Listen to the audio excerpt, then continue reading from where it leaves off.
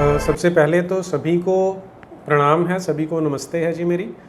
आप में से जो मुझसे बड़े हैं उनके लिए सम्मान, और आशुतोष जी का विशेष रूप से सम्मान है कि वो ऐसा हमें अवसर प्रदान करते रहते हैं कि हम आपस में ये चर्चा कर सकें। और संजीव घारू जी ने जो ये बीड़ा उठाया है हमारे समाज में समरसता लाने का, जिसके विरोध में, जिसके अगेंस्ट इतनी सारी फोर्सेस काम कर रही हैं, तो उनको भी कोटि कोटि नमन है मेरा। और मैं थोड़ा गर्व का भी अनुभव कर रहा हूँ यहाँ पर कि पंडिता जी जैसे एक ज्ञानवृद्ध व्यक्ति से आज मुझे कुछ सुनने को मिलेगा। तो और सभी प्रतिभागी जो यहाँ जुड़े हैं उन सभी को मेरा नमस्कार है। ये जो टॉपिक हम आज डिस्कस कर रहे हैं कि जो हिस्टोरियंस हैं उन्होंने किस तरह से हिस्ट्री को और हिंदुओं को बिट्रे किया है, इसमें वैसे तो आजकल एक बड़ा चर्चा में ही चल रहा है कि जैसे राम मंदिर बनना शुरू हुआ है तो उससे बहुत सारे जो सो कॉल्ड एस्टैब्लिश्ड हिस्टोरियंस थे उनकी रेपुटेशन पे, उनके ओवरऑल चरित्र पे बहुत सारे क्वेश्चन मार्क्स लगे हैं। अभी जब डॉक्टर आशुतोष आपसे बात कर रहे थे तो उन्होंने दो तीन बातें कहीं जो आज के हमारे संदर्भ में बड़ी इम्पॉर्टेंट हो जाती हैं। उनका कहना था कि किस तरह जानबूझ के डिस्टॉर्शंस लेके आते हैं कि फैक्ट्स वही हैं लेकिन उनको तोड़ मरोड़ के पेश कर देते हैं। और एक इन्होंने कहा कि उनकी नॉलेज भी कितनी है, हमें उस पर भी क्वेश्चन उठाने की ज़रूरत है। ये सारी बातें अपनी जगह पे बिल्कुल ठीक हैं, उठाने की ज़रूरत है। लेकिन जो अगर मैं सिर्फ राम जन्मभूमि वाला एग्जाम्पल लेके बताऊँ तो जो चीज़ें कोर्ट के पास हैं, जो न्यायालय ने जिनको देख के अपना जो निर्णय सुनाया है, वो सारी की सारी इन इतिहासकारों के पास भी थी। वो जानते थे कि नीचे मंदिर है, लेकिन वो क्योंकि उनका एजेंडा था इसलिए उन्होंने उसको डिस्क्लोज़ नहीं किया। वो एजेंडा क्यों था वो थोड़ा सा अगर समय मिला तो हम उस पर भी चर्चा कर लेंगे। लेकिन मैं चाहूँगा ये कि मैं पहले अपना विषय ख़त्म करके थोड़ा जल्दी ट्राई करूँगा और फिर क्वेश्चन आंसर हो जाएंगे तो उसमें कई चीज़ें और ज़्यादा क्लियर हो जाती हैं। तो मैं आज सिर्फ एक एग्ज़ाम्पल आपके साथ शेयर करना चाहता हूँ।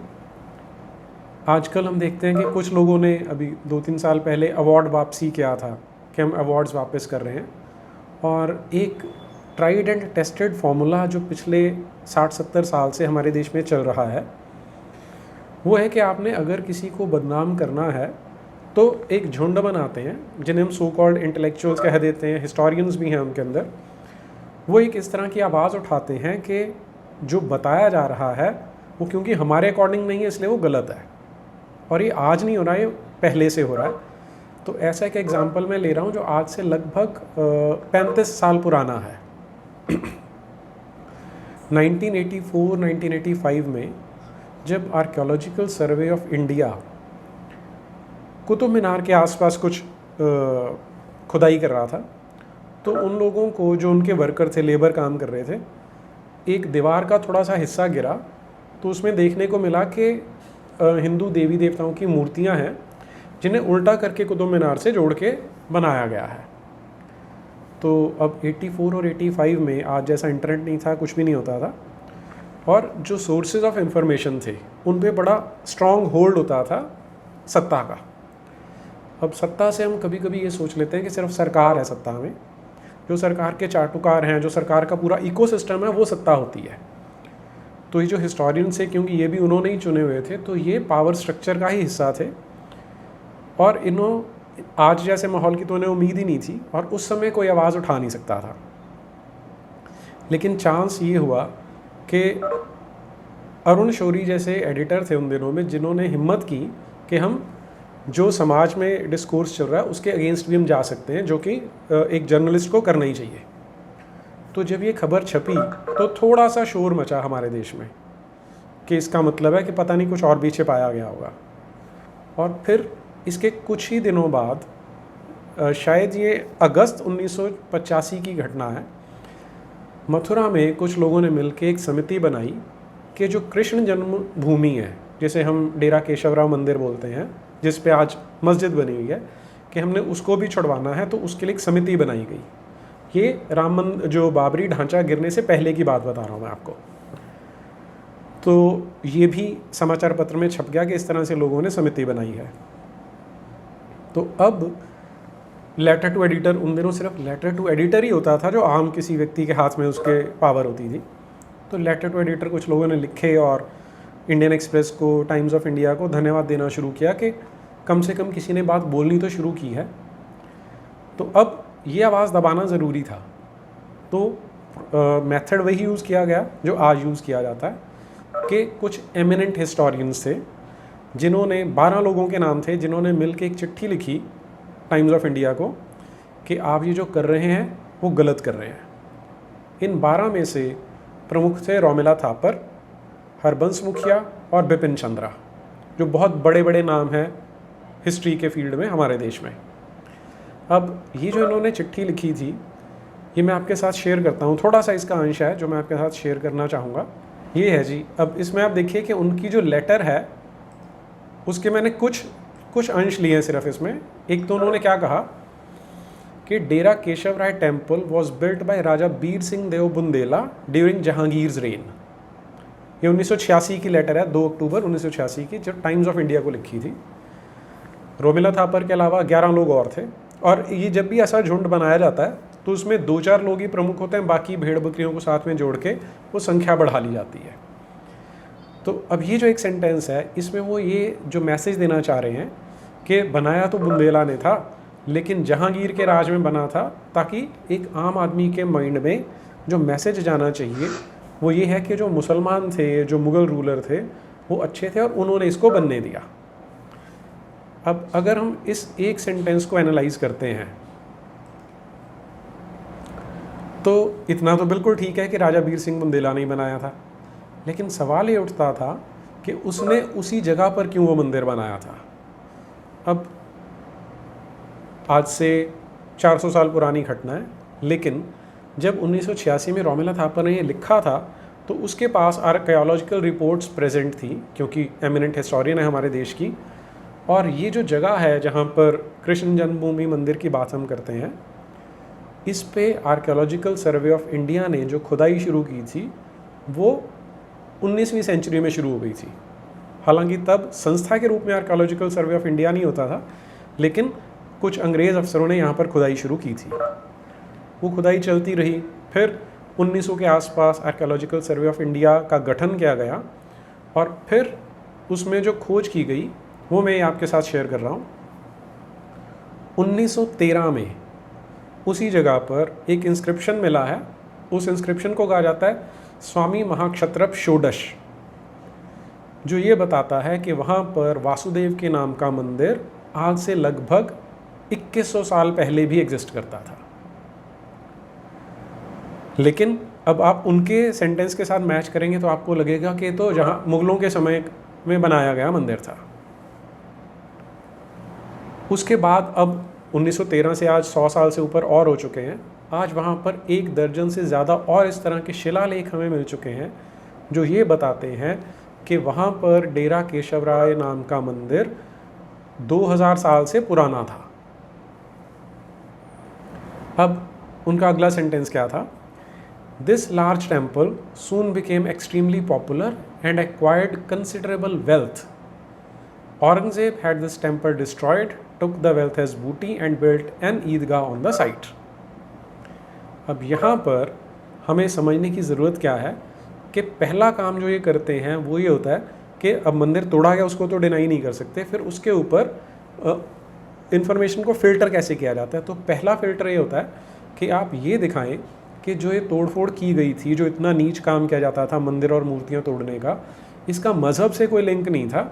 ये तो पैसा लूटने का काम था कि राजा पैसा लूटा करते थे, डकैत होते थे, तो इसलिए उसने भी वहाँ पर, क्योंकि ये मंदिर बहुत पॉपुलर हो गया, इसमें बहुत सारा पैसा आ गया, इसलिए औरंगज़ेब ने इसको तोड़ के इस पर ईदगाह बना दी।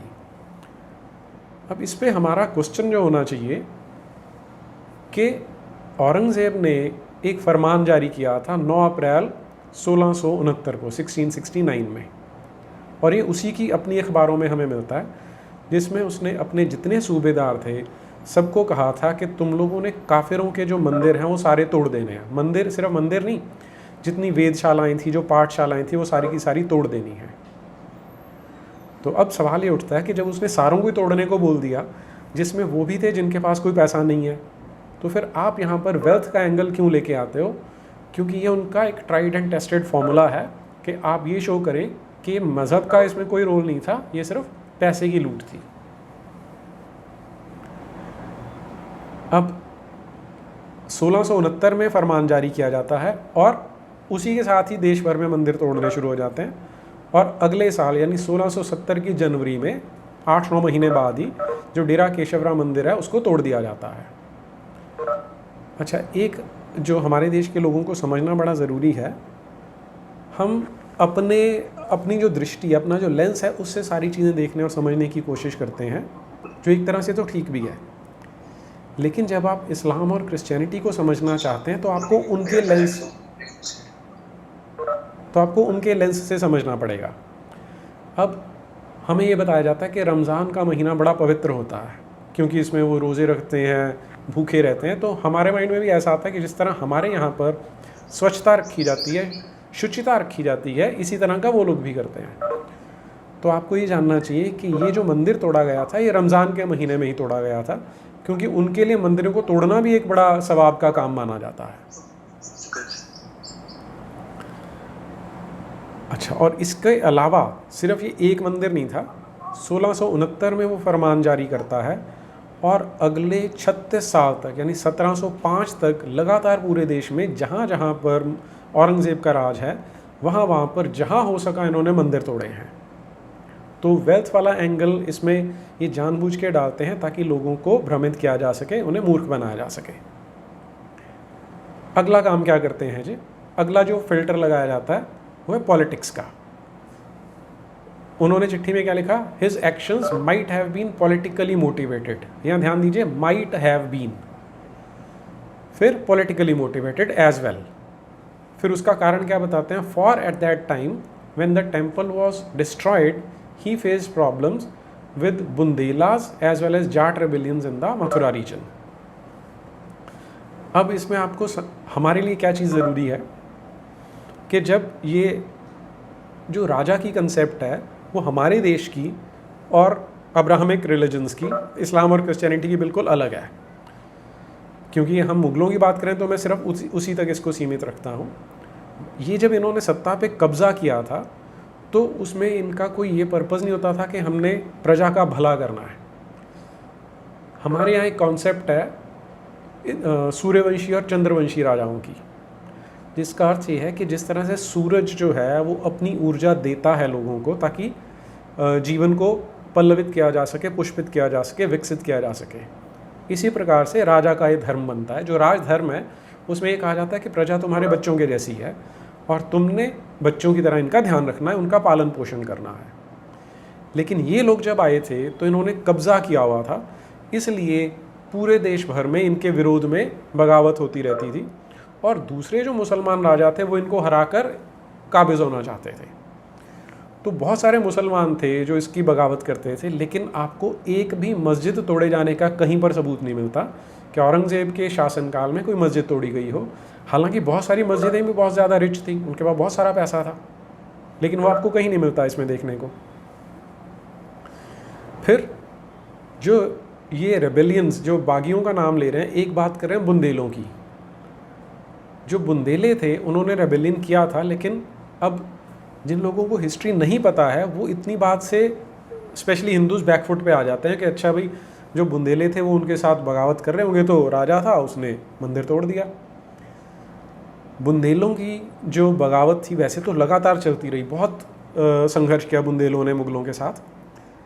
1635 में जो इनकी मेजर बगावत थी, राजा थे जुझार सिंह, ओरछा मध्य प्रदेश के अंदर जो एरिया है वहाँ पर, मध्य प्रदेश उत्तर प्रदेश, काफ़ी बड़ा एरिया था जहाँ पर बुंदेलों ने बगावत की हुई थी।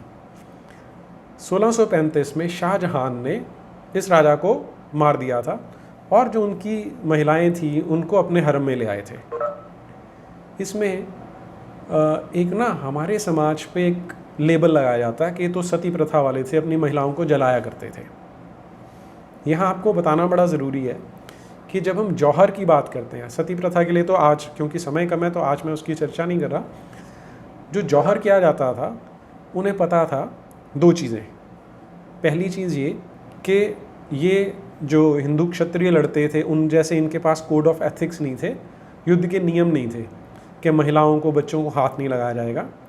ये महिलाओं को उठाकर उनके बलात्कार भी करते थे, आज भी करते हैं, और फिर उनको गुलाम मंडियों में ले जाके बेच देते थे। इसलिए जौहर प्रथा शुरू हुई। और दूसरा, जिसे नेक्रोफीलिया कहा जाता है, कि इन लोगों को ये भी परमिशन है कि लाश के साथ भी दुष्कर्म कर सकते हैं, और करते थे। इसलिए आप देखेंगे कि जो जौहर किया जा रहा है वो अपने आप को जला के किया जा रहा है कि लाश भी ना बचे, कि उनका शव भी जो है उसको क्षत विक्षत ना किया जा सके। इसलिए महिलाएं, अब मरने के तो बहुत सारे तरीके हैं, जलने वाला ज़्यादा पेनफुल है, लेकिन ये महिलाएं जानबूझ के उसे चुनती थी क्योंकि उनको अपनी अस्मिता, उनको अपना जो सम्मान था वो ज़्यादा प्यारा होता था। लेकिन इस केस में, जुझार सिंह वाले केस में, जहाँ तक मुझे ध्यान है कि राजा वृद्ध हो चुके थे, वो अपनी पत्नियों को लेके उन्होंने सोचा कि यहाँ से बच के निकल जाएं, लेकिन बच के निकल नहीं पाए, उनको घेर लिया गया। तो ये जो महिलाएं थी, अब जब जौहर किया जाता था उसके लिए भी बहुत सारा एलेबोरेट रिचुअल्स होते थे कि महिलाएं अपने पंजों के निशान वहाँ लगाती थी, कलाई का निशान छोड़ती थी और फिर जौहर करती थी। तो इन महिलाओं को बेचारी को उतना समय तो मिला नहीं क्योंकि भाग रहे थे। तो इन्होंने कोशिश की कि जो इनके पास कटार थी, जो खंजर थी, वो अपने आप को मार लें। कुछ ने मार ली, जख्मी हो गई।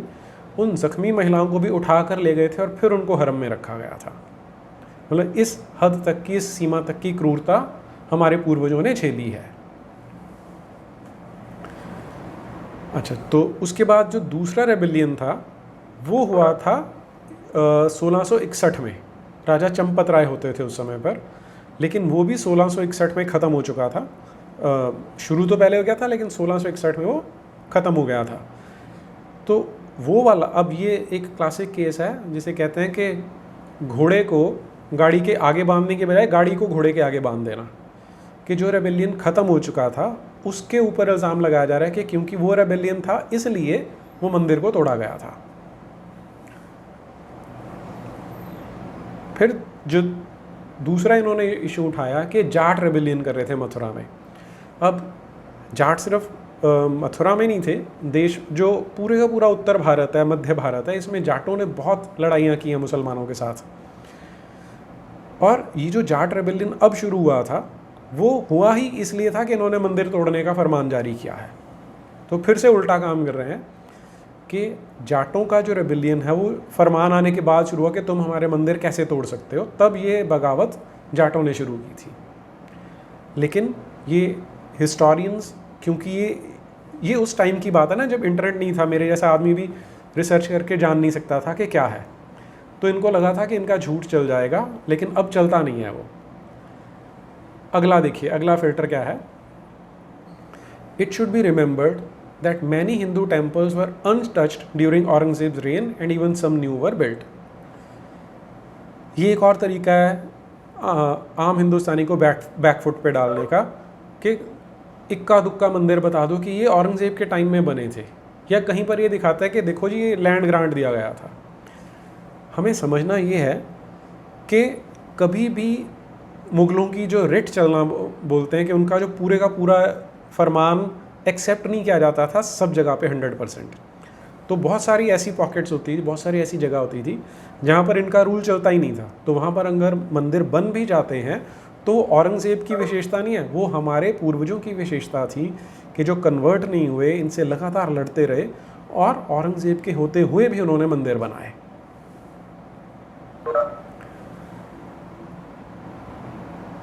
अच्छा, इसके बाद दूसरा जो ये काम करते हैं, ये तो मैंने सिर्फ डेरा केशव राव के बारे में आपसे चर्चा की है। फिर ये और क्या काम करते हैं, ये बताते हैं कि भाई अगर ऐसा हुआ था मान लेते हैं तो बौद्धों को भी तो हिंदुओं ने बहुत ज़्यादा प्रताड़ित किया है, उनका भी बहुत ज़्यादा शोषण किया गया है और बहुत सारे स्तूपों को जलाया गया है। आजकल एक फैशन बना ये बताना कि 16,000 बुद्धिस्ट स्तूप थे जिनको तोड़ दिया गया, बिना किसी सिर पैर के, बिना किसी एविडेंस के इस तरह का झूठ उड़ा दिया जाता है। अब यहाँ इन्होंने उसी लेटर में क्या किया कि इन्होंने ऐसा बताने की कोशिश की कि हिंदू थे जो उन्होंने बुद्धिस्टों को भी प्रताड़ित किया था। और स्पेशली इसमें एक नाम जो सबसे ज़्यादा लिया जाता है वो है पुष्यमित्र शुंग का, कि उसने क्या किया था, उसने तो बुद्धिस्ट जो बौद्ध भिक्षु थे उनके सर काट के लाने के लिए इनाम दे रखा था। अब इसमें ये क्या करते हैं कि सिर्फ इस एक घटना से ऐसा बताने की कोशिश करते हैं कि बुद्धिज़्म पूरे देश में फैला था, लेकिन पुष्यमित्र शुंग ने उसे ख़त्म कर दिया।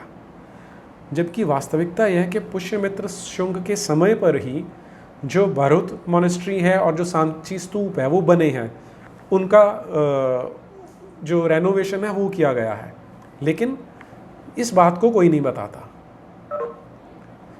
पुष्यमित्र शुंग ने कभी भी ऐसा नहीं किया कि उसने बुद्धिस्ट, और ये जो एग्जाम्पल दिया जाता है कि उन्हें सर काटने के लिए इनाम दिया था, वो मैं पिछली बार एक डिस्कशन में बता चुका हूँ कि किस तरह से झूठ है। दूसरी चीज़ हमें यहाँ पर जो सभी को समझनी चाहिए कि हमारे देश में इक्का दुक्का कोई घटना आपको मिल सकती है कि जो बौद्ध है वो जैन से नाराज़ है, जैन है वो हिंदू से नाराज़ है, हिंदू है वो बुद्धिस्ट से नाराज़ है। वो हर जगह पे होता है, हम घरों में भी लड़ाइयाँ वैसी देखते हैं, लेकिन कभी भी उसको इंस्टीट्यूशनलाइज नहीं किया गया, कभी भी उसकी प्रशंसा नहीं की गई, कभी उसको ये नहीं कहा गया कि इसने उसके मंदिर को तोड़ा है तो ये अच्छा व्यक्ति माना जाएगा। जबकि इस्लाम और क्रिश्चियनिटी में दूसरे के जो पूजा स्थल है उनको तोड़ना, उनको नष्ट करना, वो एक गर्व की बात मानी जाती है। आप 1400 साल का इतिहास देख लें, इन चीज़ों को गर्व से लिखा जाता है वहाँ पर। जब मैं ये बात बताता हूँ कि हमारे यहाँ पर ये परंपरा कभी नहीं थी, तो उसमें कई लोग फिर से सवाल उठा देते हैं, ये तो जी झूठ बोल रहे हैं, ये तो ब्राह्मणिकल रिएक्शन है। तो इसका सबसे अच्छा सबूत जो हमें मिलता है, आज से लगभग 1000 साल पहले महमूद गजनवी आया हिंदुस्तान में, मंदिर तोड़े, बौद्धिस्ट स्तूप तोड़े, उसने हर तरह का विनाश किया। उसके साथ उसका क्रॉनिकलर आता है अल-बेरूनी। अब वो इस्लाम की दुनिया से चल के आया जहाँ पर मज़हब के नाम पे तोड़ फोड़ करना, लोगों के मंदिर तोड़ना, मूर्तियाँ तोड़ना एक कॉमन बात है। और आपको ये ध्यान रखना है, ये वो टाइम है जब जितना एशिया है, मिडल ईस्ट एशिया, वो ज़्यादातर बौद्ध मत से ओत-प्रोत था, और उन्होंने बुद्धिस्ट मंदिरों को, बुद्धिस्ट जो स्थल थे उनको तोड़ा था। वो यहाँ आके स्पेशली क्या बता रहा है कि हिंदुस्तान के जो लोग हैं, अगर उनका आपस में कोई भेदभाव है तो उसके बारे में चर्चा करते हैं, वो एक दूसरे को कन्विंस करने की कोशिश करते हैं और तरह तरह के एग्जाम्पल देते हैं। वो इससे बड़ा हैरान हो रहा है कि किस तरह से युक्तियाँ लगा के एक दूसरे को एग्जाम्पल देने की कोशिश कर रहे हैं। और फिर वो बताता है कि इसके लिए वो कभी अपनी जान और माल को खतरे में नहीं डालते, क्योंकि उसने क्या देखा था कि जाते हैं मंदिर तोड़ देते हैं जो मुसलमान हैं, लेकिन ये लोग कभी नहीं ऐसा करते। अब ये अल-बेरूनी अपनी किताब में लिख रहा है, तो हमें कम से कम ये मानना चाहिए कि ना तो आर्य समाजी था, ना भक्त था, ना वो संगी था, और ये इस तरह के जितने भी लेबल ये आजकल लगाते हैं, ना ही वो ब्राह्मणिकल रिएक्शनरी था। फिर कुछ और एग्जाम्पल है, मैं इनको स्किप कर देता हूँ क्योंकि मैं मेन इस इशू पे आना चाहता हूँ। अब ये जो सब किया गया है, ये किया गया राज आश्रय से, कि जो दरबारी हिस्टोरियन थे उन्होंने किया। अब ये दरबारी हिस्टोरियन किसके थे और क्यों किया, कब से शुरू होता है, तो उसका एग्जाम्पल मैं आपके साथ शेयर करता हूँ। थोड़ा सा स्किप कर रहा हूँ क्योंकि बड़ी प्रेजेंटेशन है, समय कम है हमारे पास। तैमूर लंग का एग्जाम्पल लेते हैं। टिमरलेन 1398 में हिंदुस्तान में आया था। वो अपने मेमोयर्स में उसने अपनी किताब लिखी है, क्योंकि उसे पता था कि वो इस्लामिक इतिहास में बहुत बड़ा काम कर रहा है। हिंदुस्तान में जाके वहाँ पे काफिरों को उसने कन्वर्ट करना है। तो स्पेशली अपनी किताब में लिखता है कि 800 हिजरी में, यानी 1398 में मेरे मन में ये इच्छा उठी कि मैं काफिरों से लड़ूंगा और इस्लाम का चैम्पियन बनूंगा, और इसके लिए मैं गाजी बनूंगा, और अगर तो मैं मर गया तो मैं शहीद कहलाऊंगा, और अगर मार दिया तो गाजी कहलाऊंगा। तो वो टिपिकल बोला जाता है कि दोनों हाथों में लड्डू होगा।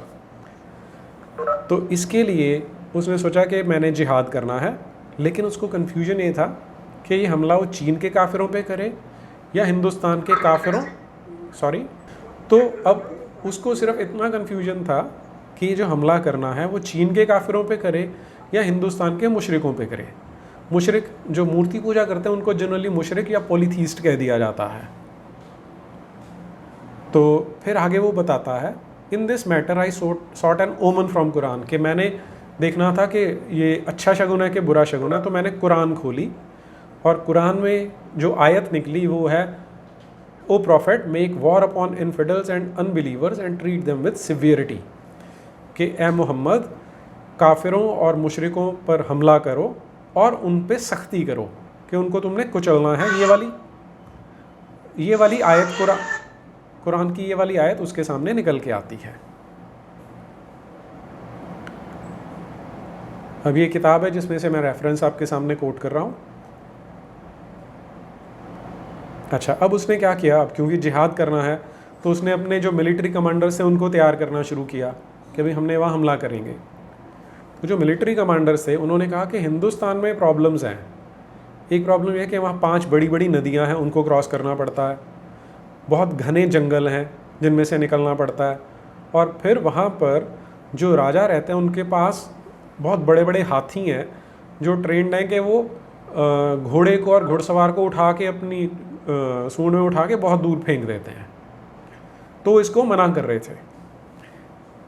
लेकिन अब वो क्या करता है, ये उनको समझाता है कि भाई हमने जिहाद करना है, देखो जाएंगे क्योंकि मोहम्मद ने कहा है कि हमने तो इस्लाम को फैलाना है।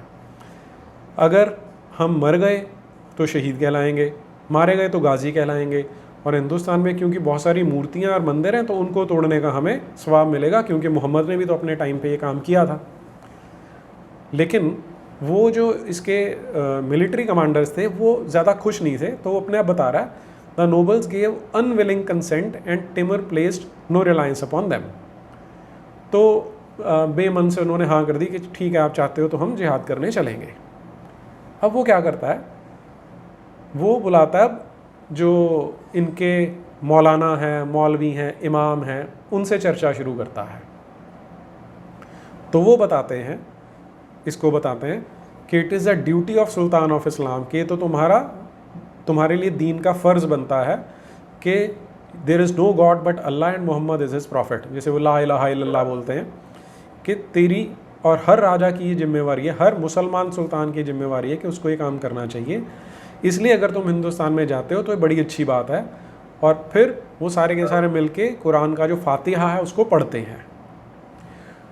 अब इतना वो अपनी किताब में लिख रहा है तो आपको बिल्कुल स्पष्ट, बिल्कुल क्लियर हो जाना चाहिए कि उसका ऑब्जेक्टिव क्या था हिंदुस्तान में आने का। फिर वो आगे अपनी किताब में लिखता है, when I girded up my loins for the expedition, तो वो जो हज़रत शेख ज़ियाउद्दीन था उसको लिखता है कि मैं वहाँ जा रहा हूँ। तो ज़ियाउद्दीन उसको तलवार भेजता है कि जाके तुम अब गाजी बनोगे वहाँ पर। ये सारा उनकी किताबों का रेफरेंस है, स्पेशली तिमुर लेम की, तैमूरलंग की अपनी किताब है। अब हमें क्या बताया जाता है, ये पढ़िए ज़रा। The wealth of India attracted this savage. पहली लाइन वो ये बता रहा है कि तैमूरलंग को हिंदुस्तान की दौलत अट्रैक्ट कर रही थी। तैमूरलंग नहीं बता रहा, ये कोई और बता रहा है। कौन है वो? ये है हमारे पहले प्रधानमंत्री पंडित जवाहरलाल नेहरू। उनकी किताब है ग्लिम्पसेस ऑफ वर्ल्ड हिस्ट्री। अब बहुत बड़ा पैराग्राफ है, लेकिन आप सिर्फ पहली जो मैंने हाईलाइट करके उन पे ध्यान दीजिए। The wealth of India attracted this savage. और फिर नीचे वाले पैराग्राफ में आइए, both Hindus and Muslims were slain, no distinction seems to have been made. The prisoners becoming a burden he ordered all of them killed and 1 lakh were massacred. तो अब आपको फिर से आज से 80 साल 90 साल पहले जाना पड़ेगा। ये पंडित जवाहरलाल नेहरू अंग्रेज़ों की जेल में बैठे हैं, जहाँ पर बैठ के इस तरह की सुंदर सुंदर चिट्ठियाँ बना रहे हैं। पहला क्वेश्चन हमारे मन में ये आना चाहिए कि जो अंग्रेज़ भगत सिंह को नहीं छोड़ते उसको फांसी की सज़ा देते हैं, वीर सावरकर को नहीं छोड़ते उसको काले पानी की सज़ा देते हैं, अशफाकुल्लाह को मार देते हैं, चंद्रशेखर को आज़ाद को मार देते हैं, वीर ऊधम सिंह को जीवित नहीं छोड़ते, वो ये पंडित जवाहरलाल नेहरू अगर ये कोई फ्रीडम फाइटर थे तो इनको जेल में 5 स्टार फैसिलिटीज़ प्रोवाइड कर रहे थे कि वो यहाँ पर हिस्ट्री की किताबें लिख रहे थे बैठ के। ये मैं आपके साथ इसलिए शेयर कर रहा हूँ, कई लोग सोचते हैं कि कब से हमारी हिस्ट्री की डिस्टॉर्शन शुरू हुई। तो ये अंग्रेज़ों के संरक्षण में आज़ादी से पहले इसका टेम्पलेट तैयार हो गया था। और तब क्योंकि किताबें और अखबारें ही हुआ करती थी तो उन्हें चाहिए ये था कि कोई ऐसा व्यक्ति हो जिसकी किताब लिखी जाए और उस किताब में झूठी हिस्ट्री लिखवाएंगे। तब कोई इंटरनेट नहीं था कि इसी को एक पहुंची हुई शख्सियत माना जाएगा, हस्ती माना जाएगा, और जो ये लिखता है उस पर यकीन किया जाएगा। तो ये जो झूठा इतिहास लिखा जा रहा है, जिसे आज हम देख रहे हैं, 70 साल बाद भी देख रहे हैं, ये आज़ादी से पहले शुरू हो चुका था। अच्छा, ऐसे ही महमूद गजनवी के बारे में, इसके बारे में क्या बता रहे हैं, ये आप सिर्फ सेकंड पैराग्राफ पे ध्यान दे लीजिए, ऊपर आप छोड़ सकते हैं। Buildings interested him and he was much impressed by the city of Mathura. About this he wrote, there are here 1,000 edifices as firm as the faith of the faithful, nor is it likely that this city has attained its present condition but at the expense of many millions of dinars, nor could such another be constructed under a period of 200 years. तो महमूद गजनवी जो था, पंडित जवाहरलाल नेहरू अपनी discovery of India में page number 235 पर बता रहे हैं कि इसे बिल्डिंग्स बड़ी अच्छी लगती थी। तो जब मथुरा आया तो बहुत इम्प्रेस हुआ उससे, और उसने कहा कि यहाँ तो हज़ारों ऐसे मंदिर हैं जो बहुत ज़्यादा स्ट्रॉन्ग हैं, और अगर हम 200 साल भी लगाएंगे और लाखों दिनार खर्च कर देंगे तब भी इस तरह का शहर नहीं बना सकते। तो इसका मतलब ये है कि महमूद गजनवी बहुत अच्छा आदमी था, जिसे वास्तुकला की बहुत परख थी, बहुत अच्छा आर्किटेक्ट लवर होगा ये। लेकिन इससे अगला सेंटेंस पंडित जी ने जो मिस कर दिया, जानबूझ के नहीं बताया, वो ये है कि अगले स्टेप में वो लिख रहा है कि उसने ऑर्डर दिया कि सारे मंदिरों को नफ्था से लपेट के इनको जला दिया जाना चाहिए, और मथुरा में उस समय सैकड़ों मंदिरों को इस महमूद गजनवी ने जला दिया था। और महमूद गजनवी भी कुरान का बहुत अच्छा जानकार था, कोई ऐसा नहीं था कि सिर्फ लड़ाका था, क्योंकि पंडित जी इसके बारे में भी कह रहे हैं, Mahmud was far more a warrior than a man of faith. वो भी पूरा इस्लाम का परचम लेके ही यहाँ पे आया था, उसका काम भी सिर्फ इस्लाम के बारे में चर्चा करना था। और उसकी किताब तारीख़ यामिनी है, तारीख़ फ़रिश्ता है, रौसतुज़्ज़फ़ा है, आप इनको पढ़ेंगे तो आपको पता लग जाएगा कि वो यहाँ पर सिर्फ इस्लाम फैलाने के लिए पहुँचा है। और उसके बारे में भी इन्होंने सिर्फ, पंडित जी ने क्या बोला, India was to him just a place from which he could carry off treasure and material for his homeland. कि यहाँ वो तो सिर्फ ऐसी जगह आया था कि पैसे लूटेगा, और यहाँ से अपने घर में उसने बिल्डिंग्स बनानी थी गजनी में, तो वहाँ पर उसने इसलिए यहाँ से लोगों को उठा के ले गया था। अब ये उसकी अपनी किताब में लिखा जाता है, the sultan gave orders that all the temples should be burned with naphtha and fire and levelled with the ground. अब इस तरह के एग्जाम्पल्स मैं आपको और ढेरों दे सकता हूँ। तो ये जो मेरा आपके साथ शेयर करने का उद्देश्य था वो ये था कि आपको क्लैरिटी हो कि कब से डिस्टॉर्शंस शुरू हुई, किसने शुरू की। क्योंकि कई बार क्वेश्चन ये उठाया जाता है कि हम तो आज़ाद हो चुके हैं, फिर भी ऐसा क्यों किया जा रहा है। तो आपको याद ये रखना है, आज़ादी तब मानी जाती है कि लड़ के आज़ादी ली। अगर 14 अगस्त 1947 को कोई लड़ाई हुई थी और अंग्रेज़ डर के भाग गए थे, फिर तो मान सकते हैं कि 15 अगस्त 1947 को हम आज़ाद हुए लड़के। लेकिन उन्होंने बड़ी अच्छी तरह से प्लान करके इस तरह के लोगों को सत्ता सौंप के गए थे कि वही वाला सिस्टम कॉन्टिन्यूएशन में रहेगा और उसी को उसी तरह से परपेचुएट किया जाएगा। एक और जो गलती हम लोग करते हैं, हमारा माइंडसेट ऐसा है कि इसके पीछे कोई वोट बैंक पॉलिटिक्स है। ऐसा 1% भी नहीं है, वोट बैंक का इसमें कुछ लेना देना नहीं है। ये एक सिविलाइजेशनल वॉर है, जिसे हम बोलते हैं कि संस्कृतियों का टकराव है, क्लैश ऑफ सिविलाइजेशंस है। फ़र्क सिर्फ यह है कि यहाँ पे सिविलाइजेशन सिर्फ हमारे पास है, संस्कृति सिर्फ हमारे पास थी। जो आके टकरा रहे हैं वो तो राक्षस हैं, उनके पास कोई संस्कृति नहीं थी। तो इस सिविलाइजेशनल वॉर में हमारी संस्कृति सभ्यता को ख़त्म करना उद्देश्य है, इसलिए ये किया जा रहा है, तब से किया जा रहा है ये। और कभी अगर आप डिपार्टमेंट ऑफ हिस्ट्री देखेंगे किसके कंट्रोल में था, तो सोशियोलॉजी का डिपार्टमेंट जो था 20 साल तक एच.एस. खान के कब्ज़े में था। नूरुल हसन उसके पेट्रन होते थे, जिनके देख रेख में एनसीईआरटी का काम चलता रहा है। तो ये किताबें बहुत पहले से, जो विकृतीकरण है इसका टेम्पलेट बहुत पहले बन चुका था, अब तो सिर्फ उसी को आगे प्रोपेगेट किया जा रहा है। इतना कहने के साथ अभी मैं रुकना चाहता हूँ। डॉक्टर साहब, क्वेश्चन आंसर अभी लेने हैं, बाद में रखना है। दूसरा है कि हम क्या करें, क्योंकि सबकी वेदना, सबकी पीड़ा ये होती है कि हमें इसमें करना क्या है। तो पहली चीज़ तो हमने लोगों को अवेयर करना है। उन्होंने अभी महेश जी ने एक बहुत सुंदर बात बोली है कि आपने सिर्फ उनको बताना है कि तुम क्या हो, सिर्फ उतना करने से ही काम हो जाता है। जब तक हम विरोधी को जानेंगे नहीं, हम कुछ नहीं कर सकते इसमें। और एक चीज़ जो मैं चाहता हूँ कि हमें हमारे देश में होनी चाहिए, वो है राइट टू ट्रू हिस्ट्री, कि सच्चा इतिहास जानना हमारा मौलिक अधिकार होना चाहिए, कि जो हिस्ट्री के नाम पे झूठ पेश करे उसे सज़ा मिलनी चाहिए। ऐसा काम जर्मनी ने किया था सेकेंड वर्ल्ड वॉर के बाद, कि जो वहाँ पे डिनाई करता है कि होलोकॉस्ट हुआ था, अगर कोई इसे डिनाई करता है तो उसको सज़ा दी जाती है। तो ऐसा हमारे देश में भी होना चाहिए। तो हम सिटीज़न के रूप में इस तरह का एक प्रेशर बनाएं सरकार पे कि ऐसा कानून भी बने और हिस्ट्री सही लिखी जाए। ये हम कर सकते हैं। जी।